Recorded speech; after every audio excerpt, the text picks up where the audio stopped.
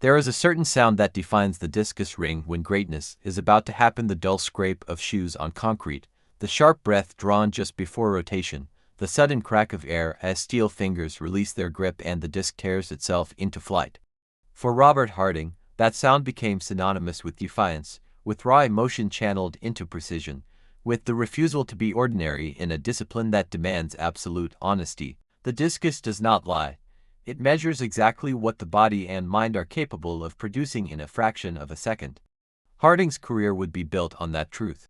He would become one of the most expressive champions athletics had seen, a thrower whose intensity electrified stadiums and whose victories carried the unmistakable imprint of personality. Yet behind the celebrations, the roaring fists, and the primal screams, there existed something quieter and far more demanding: a relentless commitment to preparation, an unyielding respect for the process, and an understanding that excellence must be earned again every single day. His journey from a tall, energetic boy in Berlin to Olympic champion and global standard-bearer in discus throwing would not follow a smooth or predictable arc. It would be shaped by discipline, by frustration, by fierce rivalry, and by an uncompromising desire to win on his own terms. This is the story of Robert Harting, not just the champion the world saw, but the athlete forged through repetition, belief, and the courage to stand unapologetically himself in the unforgiving circle of elite sport. Robert Harting was born on October 18, 1984, in Berlin, then part of West Germany. He grew up in a family deeply connected to sport and physical activity. His father, Klaus Harting, had been involved in athletics as a discus thrower, and the influence of that background was unmistakable. From an early age, Robert was surrounded by the rhythms of training and competition, learning that sport was not simply a pastime, but a discipline that demanded structure and respect. His upbringing emphasized physical movement, personal responsibility, and resilience, qualities that would later define his competitive identity. As a child, Harting was tall and powerful, but also energetic and curious. He explored multiple sports during his early years, developing coordination and strength rather than specializing immediately. His first exposure to discus throwing came naturally through his family environment, but it was not forced. Instead, it was introduced as an opportunity, one discipline among many where he could test himself. Over time, the discus began to stand out. Its combination of power, rhythm, and technical complexity appealed to him, and he showed an early aptitude for mastering the rotational movement. Harting entered structured athletics through the German club system, which emphasizes long-term development and technical foundations. As a youth athlete, he trained under experienced coaches who focused on correct movement patterns rather than early results. Progress was steady rather than explosive. He learned how to generate force through the legs and core, how to control balance through rotation, and how to release with precision rather than brute strength alone. These lessons formed the backbone of his throwing technique. During his teenage years, Harting competed in national youth competitions where his potential became increasingly evident. He was not yet dominant, but he was consistent, improving year by year. His height and strength gave him an advantage, but what separated him was his work ethic. Training sessions were approached with seriousness, and he showed a willingness to repeat drills endlessly until execution improved. Coaches noted that he was demanding of himself and others, but also deeply committed. As he transitioned into junior international competition, Harting faced stronger opponents and greater expectations. The jump from youth to senior levels is often decisive in throwing events, where physical maturity and technical precision must align. Harting encountered challenges during this phase, including periods where results plateaued and confidence was tested. These moments forced him to confront the reality that talent alone would not be enough. Adjustments were made to his training load, technique, and competition strategy, emphasizing sustainability and long-term performance. The mid-2000s marked Harting's emergence onto the international stage. He began competing regularly in European and global meets, gaining exposure to the intensity of elite discus competitions. These experiences were formative. He learned how championships unfold differently from local meets, how qualification rounds demand restraint, and how finals require absolute commitment. He observed veteran throwers closely, studying how they managed pressure and conserved energy. In 2007, Harting achieved a major breakthrough by winning the gold medal at the European Under-23 Championships. The victory confirmed that his development was on the right path and that he could perform when stakes were high. More importantly, it strengthened his belief that he belonged among Europe's best. From that point forward, his trajectory accelerated. His performances continued to improve as he entered his mid-20s. He refined his technique further, working on rotational speed and release angle, and increased his physical strength through structured conditioning. Training became highly disciplined, combining throwing sessions, strength work, mobility, and recovery. Harting approached preparation with intensity, often pushing himself to physical and mental limits, but he also learned to respect recovery as part of performance. By the late 2000s, Harting had established himself as one of Germany's leading discus throwers. He began appearing in major championship finals, where he experienced both success and disappointment. These competitions revealed a crucial aspect of his character: his emotional intensity. Harting competed with visible passion, channeling adrenaline into performance. While this sometimes drew attention, it was not performative.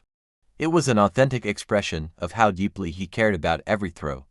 A defining turning point came at the 2009 World Championships, where Harting claimed a medal and announced himself as a true global contender. The result validated years of preparation and signaled that he was capable of competing with the very best in the world. Yet Harting did not treat success as an endpoint. Instead, it sharpened his ambition. Training intensified, goals became clearer, and expectations rose. In the years that followed, Harting's consistency improved dramatically. He began delivering strong throws reliably across seasons rather than relying on isolated peaks. This reliability is rare in discus, an event where conditions and timing can heavily influence outcomes. Harting's ability to adapt to wind, weather, and competition dynamics became a competitive advantage. His personality also became more visible on the international stage. Harting was expressive, vocal, and unafraid to show emotion. In a sport often defined by restraint, he stood out.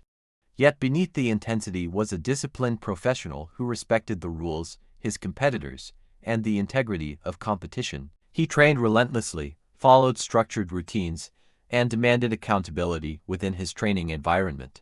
As the next Olympic cycle approached, Harting stood on the brink of his defining years. He had the physical tools, the technical foundation, and the competitive fire. What remained was the ultimate test: whether he could translate potential into championship dominance on the sport's biggest stages. The answer to that question would come not gradually, but decisively, in moments that would define his legacy and etch his name into athletics history. By the time the Olympic cycle reached its decisive year, Robert Harting was no longer an emerging contender. He was a presence. Every time he stepped into the ring, competitors felt it. Every time he turned through the circle, there was an unmistakable sense of controlled aggression, as if each throw carried both calculation and defiance.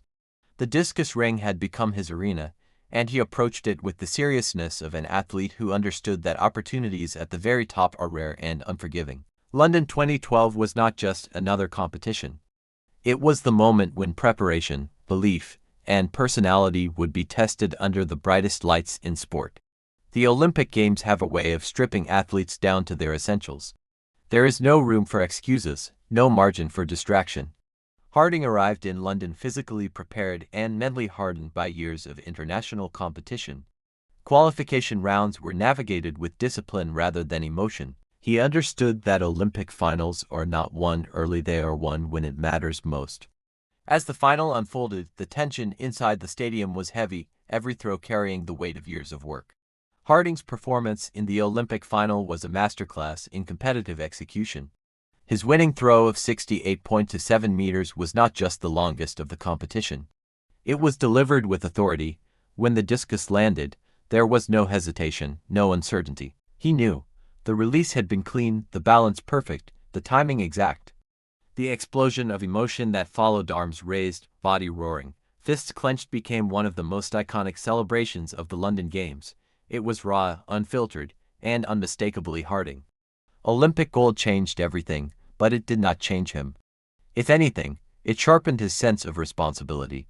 He had reached the summit, and now the challenge was staying there. In discus throwing, history is unforgiving to those who cannot sustain excellence. Harting responded by doubling down on discipline. Training did not become easier. expectations did not soften. He treated success not as a reward but as a standard that had to be defended. The years following London confirmed his place among the greats.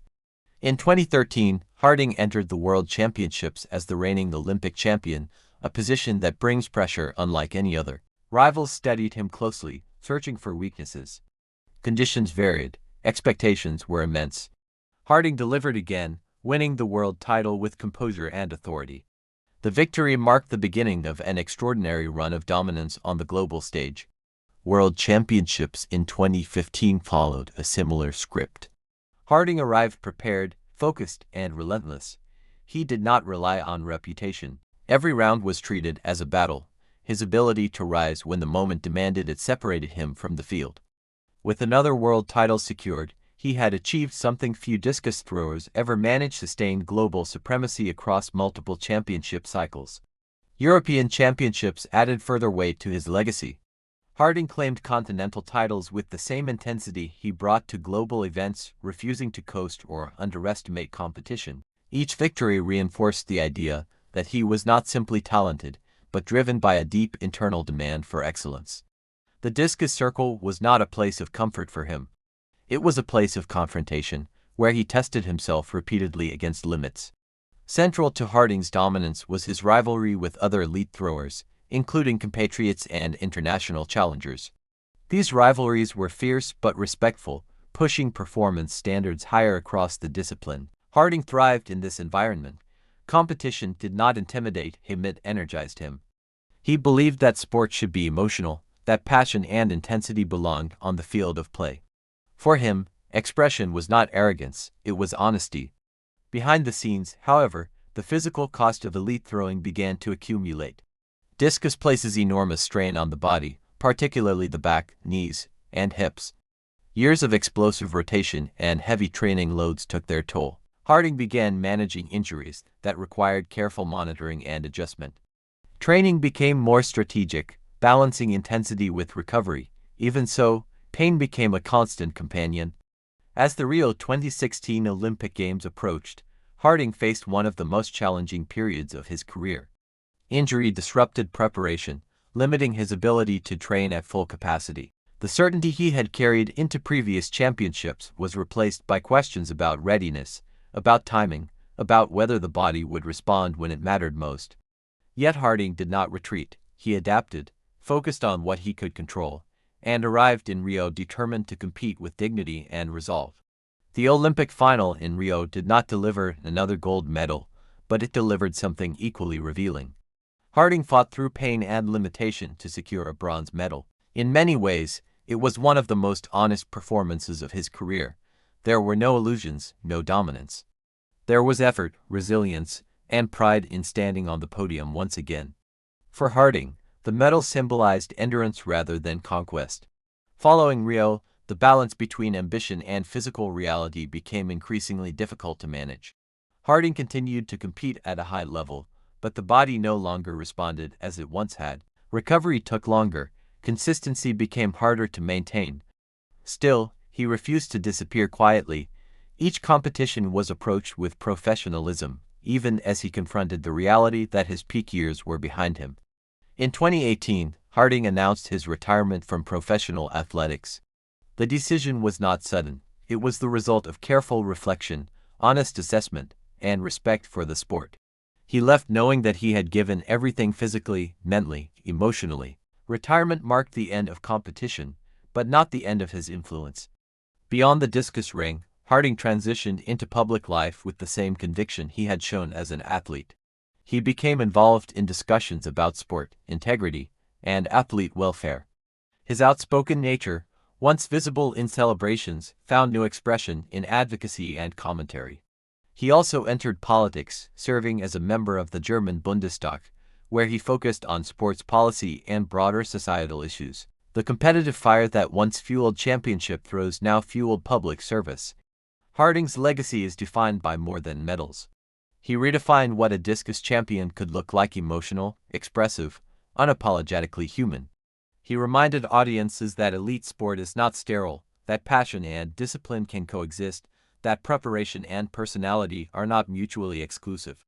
His championships were earned through repetition, sacrifice, and relentless honesty with himself. The Discus Circle, for Harting, was never just a space of competition. It was a mirror. It reflected effort, doubt, strength, and belief. Every throw told the truth, and over the course of his career, the truth was clear. Robert Harting was one of the greats, not because he chased greatness, but because he demanded it of himself every day. When the noise fades and the stadium lights dim, what remains is the example he set. That preparation matters. That emotion can be a strength when controlled. That winning is not defined only by gold, but by the courage to stand fully present in the moment that matters most. Robert Harting stepped into the ring again and again, knowing the risk, accepting the demand, and releasing the discus with everything he had. That is the mark of a true champion.